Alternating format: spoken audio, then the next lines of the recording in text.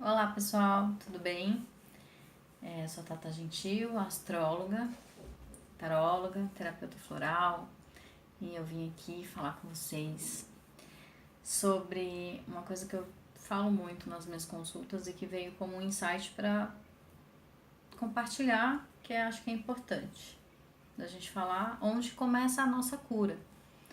E a partir do momento que esse assunto está muito presente, né, que o ano que vem é o ano que vai ser regido por Marte, que é um estelar, né, que é um planeta que traz uma vibração de força, coragem, é, autoconfiança, para que a gente possa seguir na vida. É muito importante a gente falar sobre isso. A vibração, tudo no planeta é vibração, né? Acho que todo mundo, hoje em dia, o assunto energia e vibração tá muito mais fácil, de fácil acesso, né? Quando a gente trabalha. Tem muita gente que estuda física quântica e até a espiritualidade, a gente está saindo do dogma de religião e está indo para uma coisa de frequências, de energia, que eu acho que é muito mais interessante e faz muito mais sentido para mim do que ficar falando só sobre religião. Então, quando a gente entra na frequência 200 Hz, mais ou menos, que é a frequência da coragem, é a partir daí que a gente começa a, de fato, nos curar, que é o plexo solar, que está ligado ao um estelar Sol, que está ligado à nossa autoimagem. Então, está muito ligado com o Sol e o ascendente. Então, está muito ligado com os signos de Leão e Áries. Só que mas todo mundo tem um ascendente, que é a casa 1 de Áries, e todo mundo tem o Sol, que é Leão, em algum signo. Então nós todos vibramos essas energias em determinada consciência de signo, né? Em determinado arquétipo que vai, enfim. E aí entra no estudo do autoconhecimento com a ferramenta astrologia, porque o mapa astral é um aprofundamento muito grande sobre as nossas consciências, né? Sobre quem somos e o que estamos fazendo aqui, enfim, tudo mais. Que eu já cansei de falar o quanto que é importante para qualquer pessoa fazer uma astral na vida, seja com quem for. Mas, voltando pro assunto que a gente estava falando, a importância da gente ter coragem na vida é quando a gente tem coragem para fazer as coisas, seguir em frente, a gente assume essa frequência de 200 Hz e a partir daí a gente começa a, de fato, se locomover pela vida, atingir os nossos objetivos, enfim, ganhar espaço, expandir e vencer frequências negativas como medo, vergonha, mágoa, enfim, um monte de coisas são vencidas, são curadas quando a gente chega nessa frequência de 200 Hz, porque é uma coisa que eu escuto muito, por incrível que pareça, é a frase, não tenho coragem. Isso é uma coisa que eu escuto muito nos meus atendimentos, não tenho coragem, mas, nossa, que vão pensar de mim? Eu me preocupo muito com o que as pessoas vão dizer, com o que fulano vai dizer, com o que minha família vai pensar, que isso, que aquilo. Gente, isso é muito comum nos atendimentos, isso é mais comum do que vocês imaginam. E é uma falta de coragem, né? E aí quando a gente vai olhar para isso, ou é muito comum também as pessoas apontarem o problema delas como algo externo a elas. O problema é porque eu tenho depressão, o problema é a minha ansiedade. Quer dizer, como se aquilo fosse quase uma persona, né? Como se aquilo tivesse até um canto na casa assim especial para depressão. A depressão dorme aqui, ela come isso, aqui temos o quarto da depressão, da ansiedade. Então, peraí, isso não é uma coisa externa, é uma coisa dentro e a gente precisa curar. Então, eu preciso olhar que a ansiedade, a depressão sou eu, né? Então, e ter coragem para olhar para isso é um processo terapêutico, um processo psicológico. Então não adianta às vezes a gente falar tanto de espiritualidade, eu vou na missa, eu vou no passe, eu vou no templo, eu mantro, eu faço um monte de coisa, mas quando eu não busco a minha cura psicológica, né, a partir de qualquer ferramenta terapêutica, seja uma ferramenta terapêutica alternativa, quanto uma ferramenta terapêutica convencional, né?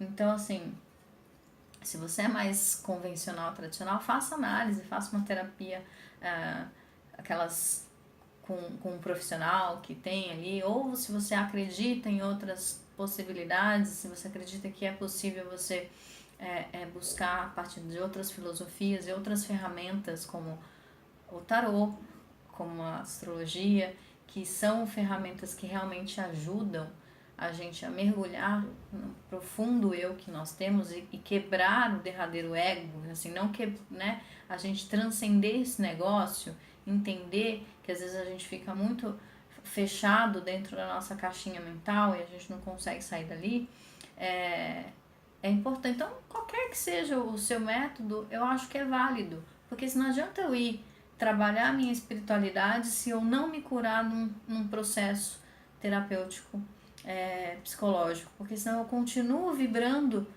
numa determinada frequência e eu vou fazer uma ligação com entidades ou vibrações, enfim,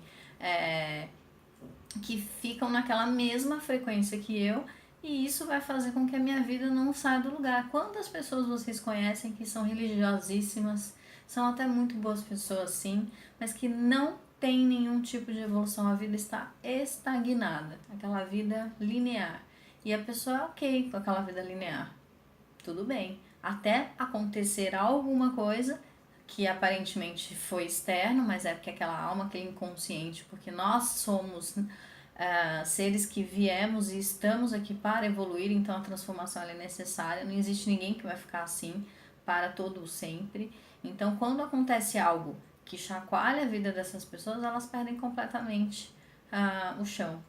E aí entram em depressão, ansiedade ou determinados processos e acabam indo em não curar a causa do problema, fica só no sintoma e aí tomam um remédio ou entram em qualquer estado de vício, bebem ou comem demais, enfim, se atolam de trabalhar, para tudo para não olhar para o problema. Isso tudo é falta de coragem. Quando a gente consegue acessar esse ponto, essa vibração, a gente já tem uma vontade de se conhecer, de buscar ajuda ou de enfrentar aquela determinada situação que não está fazendo bem. Então eu tenho coragem de romper com um determinado relacionamento que me faz mal, ou eu tenho coragem de pedir demissão de um trabalho que eu não gosto, enfim. E aí eu vou realmente também entrando em conexão, entrando em expandindo a minha energia solar, né?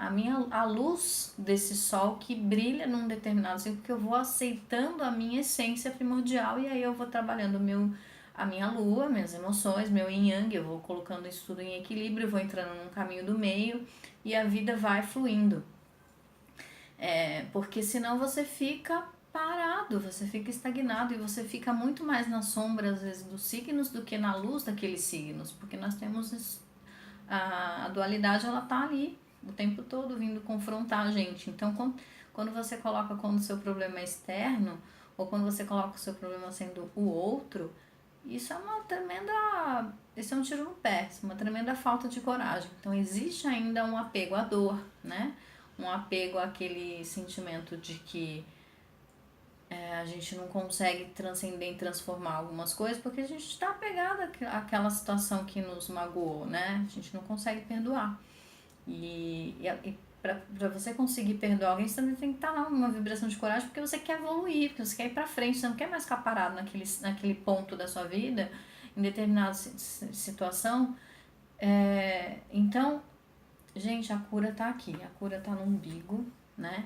Quando a gente também para de querer ter controle sobre os outros, porque às vezes você encontra pessoas muito fortes, mas no fundo elas são medrosas, elas têm medo, elas não são pessoas corajosas, elas não conseguem, elas querem controlar o outro, elas querem intimidar o outro, elas querem ter acesso ao outro de uma forma que se você não tem o controle, elas se perdem completamente. Então é bem profundo, né? Eu trabalho bastante com isso, a gente percebe bastante o nível de onde que tá a ansiedade, qual que é o medo aí, porque a ansiedade é medo, né? Uma vibração de medo. Então qual que é o teu medo, né? Do outro se libertar de você, né? Qual que é a arrogância, é medo?